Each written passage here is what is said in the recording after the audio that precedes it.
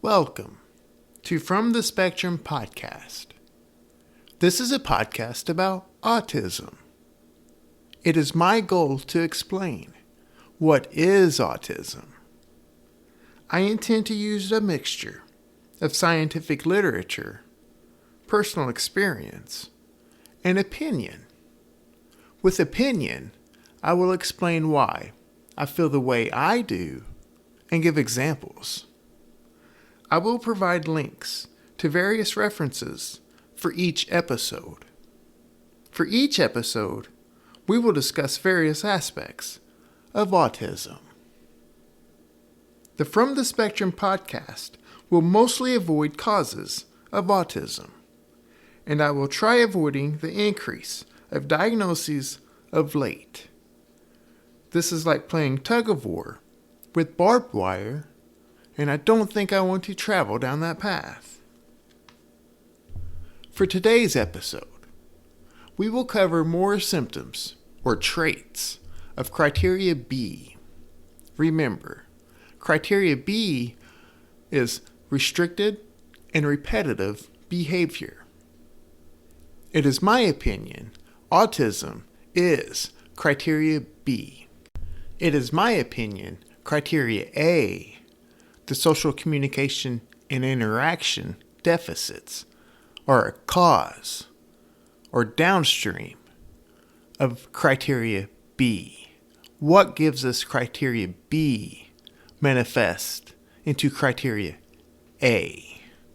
Now, the podcast has covered 3 episodes on these traits and 3 episodes on the biological explanations of what autism is, even though neither episode, either the traits or the biological aspects, are exhaustive.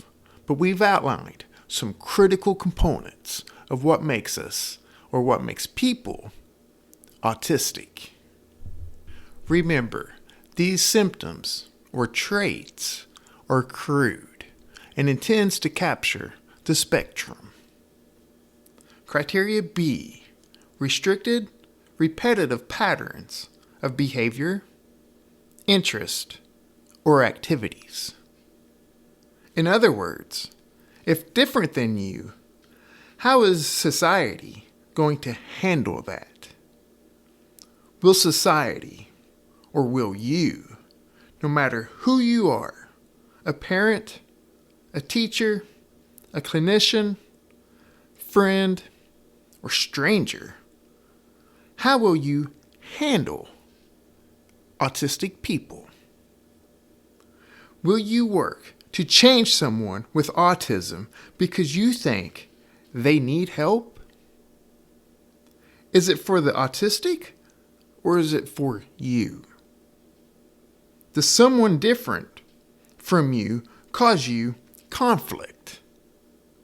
Conflict, meaning even the slightest, that quick and brief moment that catches your attention and maybe, or likely, causes a reaction, a reflexive reaction. That is an example of something offending your beliefs. If you say this is not you, look again. That's a stimulus response, and all humans have stimulus responses. A human's nervous system loves to return to comfort, whatever that comfort is for each of us. I'm going to start by saying I am not in agreement with the language used in the DSM-5 or any DSM. Guess what? And this means little to nothing to me. Many disagree with the language used in the DSM. Routines. Routines and plans. We have discussed they are safe and predictable. It's more than that. Examples how I do laundry, dishes, or routes of travel. It's the planning, consisting of every exact move, physical movements, time, what we should expect, and what might happen, and the chances of those things happening. The plan and execution is it. Here we are talking about time, the plan versus actual time. Matching that is thrilling. Matching that in closeness or exact is thrilling. Matching reality to the movie playing in our head during planning. Here, this includes plans, others, how we interact and integrate, and different objects. I know that is a vast spectrum, but apparently, spectrum is popular with autism discussions. I don't love it, but so be it. The spectrum of items, the plans, the others, the objects, need to do what they intend to do. What, where, when, why, and how they are supposed to. That plan versus actual thrill. If no control, this can be frustrating. If or when things are off plan, it does not mean it is automatic frustration. However, this tolerance is tight. Difficulties exist and physiological responses follow. Remember the thrill attached to this. This exists on a seesaw. The amount of thrill or pleasure you receive in life will predict the amount of pain you experience. Pain, not limited to somatic or physical pain, but pain, meaning disappointment, frustration, and craving aspects. This is a good source of, this does not make sense, or why would they do that? Discussed in the previous episode. And connect this to relationships and criteria A. My morning routines were tough during a previous relationship. They were obsessive. Remember the first two episodes too. Remember in the first episode, while discussing B2 and B3, I made comments that I have these two symptoms or traits bad. And I am comfortable saying now that those really implicated previous relationships. Important things to me, but I just could not see. I just couldn't understand it at the time. It was all about my routines, whatever my routine was. And I had to have certain fixated interests, whatever they were at that time. And it would just, everything else was secondary.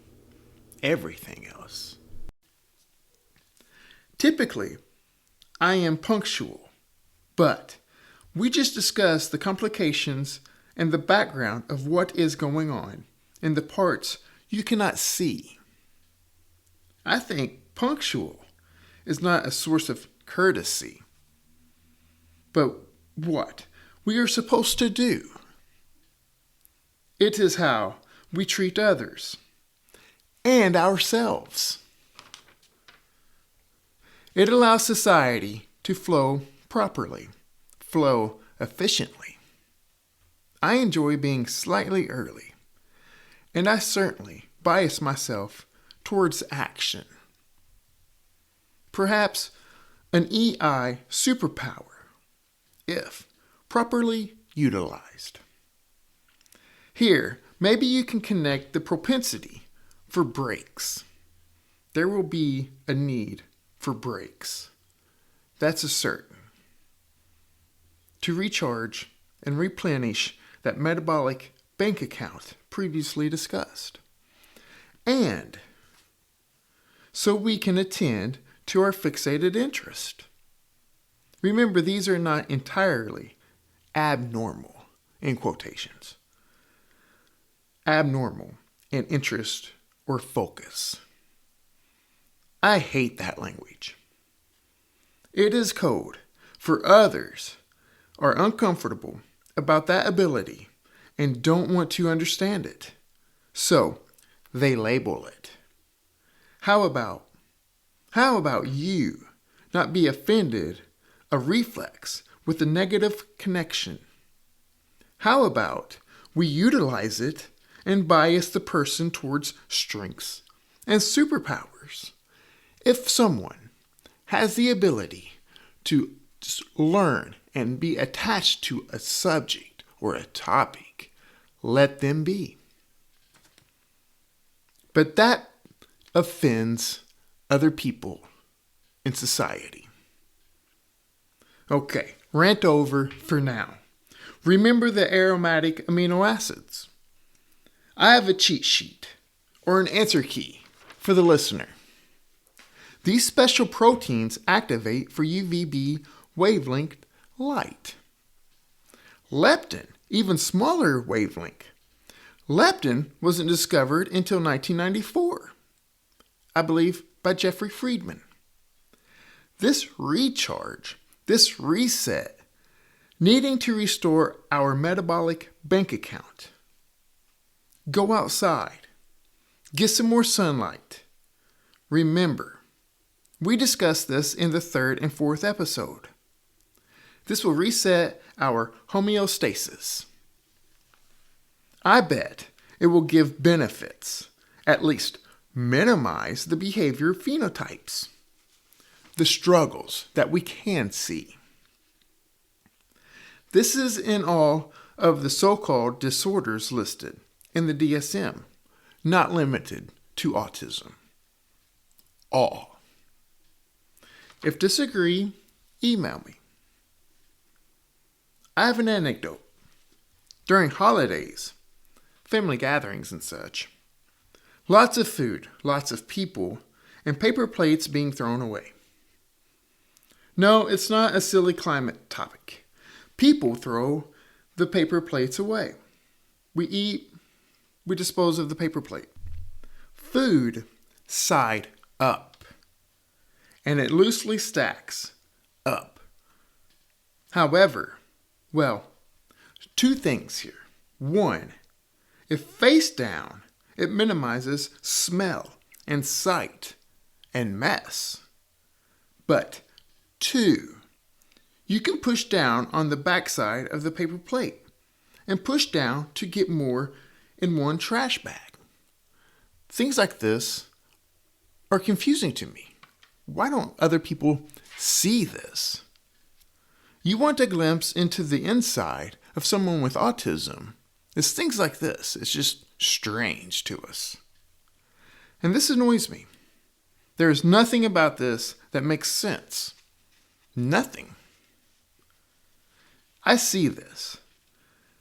Feel my eyebrows wrinkle up. That conflict. Here I'm receiving the conflict and stimulus response. I turn it over and press down and get out. I fix the trash can and the paper plate stacking up, overflowing. I fix it and I get out. And that's true. Traffic flow. Spacing between cars is strange to me. I don't understand why the spacing cannot be more equal. 360-degree spacing. Remember B-movie. This interacts with me when driving and trying to turn into traffic and while running. Something I notice is when, let's say a two-lane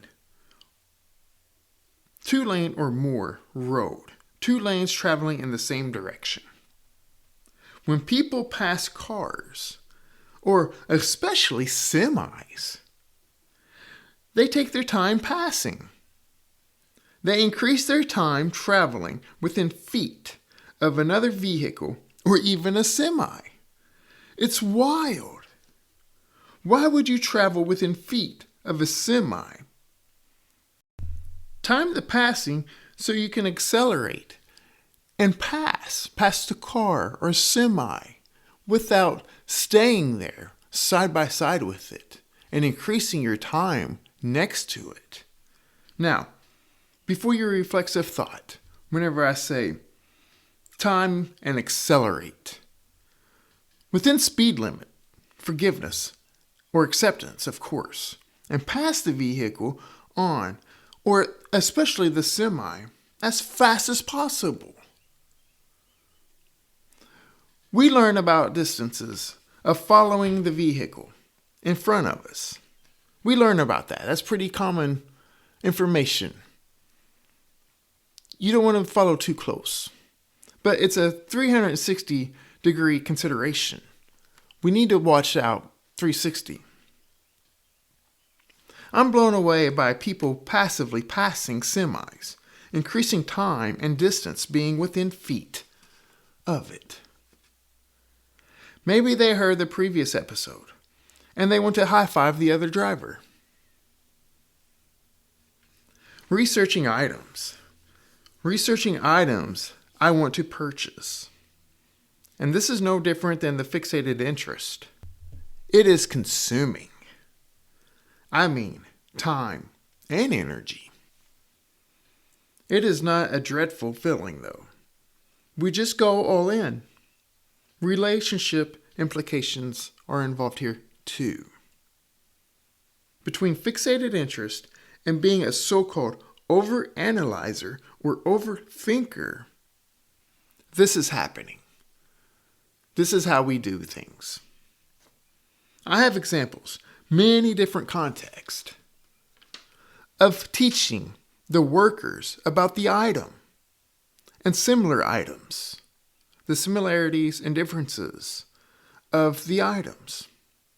And quite frankly, I love it. I have examples of teaching other consumers about the products as they were in the store looking at the items at the same time. I love it. I can even prompt it and do it without using words. Or sometimes I will just ask them. I can notice they are looking for something. A favorite for me is the vitamin and supplement aisle. There's a lot of biology within this aisle. And a lot of times people are lost. They're searching for something. And I will just ask them, oh, iron for your red blood cells, right? And your hemoglobin or respiration. And then wonder or even tell them that hemoglobin and chlorophyll are very similar. Hemoglobin uses the iron, which is what you're after. Chlorophyll uses magnesium. Just remember, too, all the discussion on sunlight and UV light and the healthy benefits that it will provide for hemoglobin. Remember, we can talk endlessly about our interest, and it is endlessly. An example of a worker at a store, I taught them what their barcodes mean, their price tags, what all the different elements of that tag means, because I looked it up and I learned it. This is very bizarre and really no application in life. It's just a part of it. Hans Aspergers, from Asperger's syndrome, called children he was researching little professors. He had nicknames for them, little professors. That's autism. This is what autism is. That's how you need to understand autism. Forget everything you previously learned and rethink what is autism. See it not as a disorder.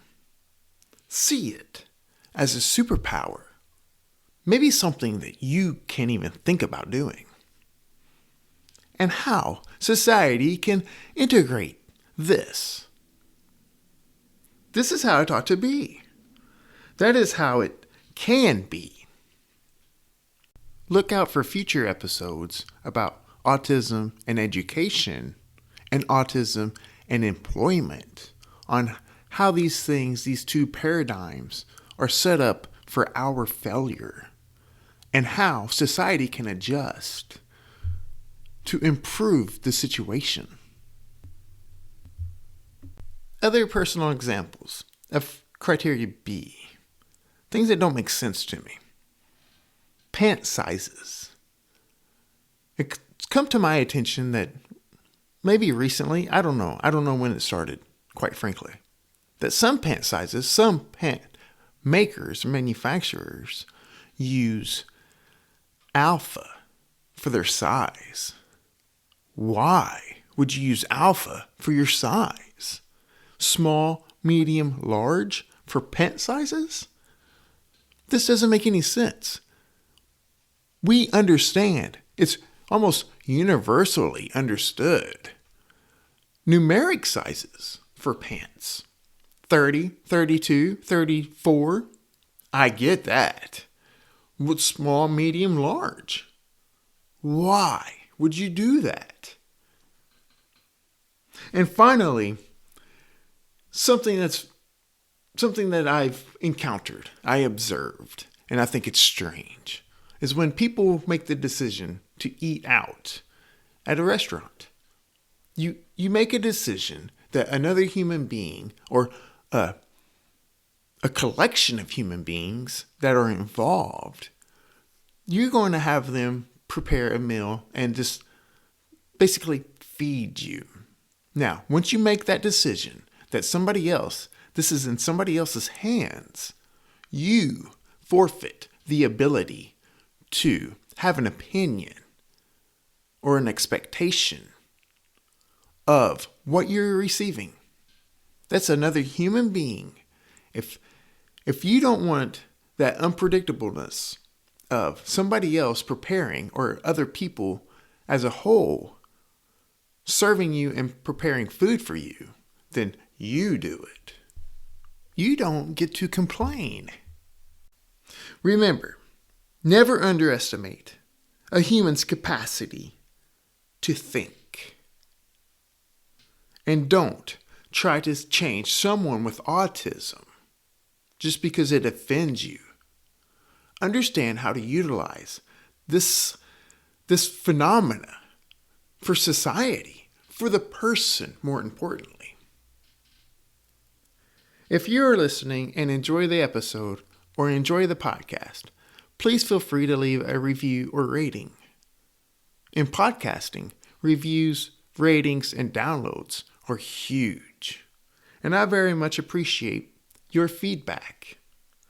If you would like to contact me, please do so at info.fromthespectrum@gmail.com.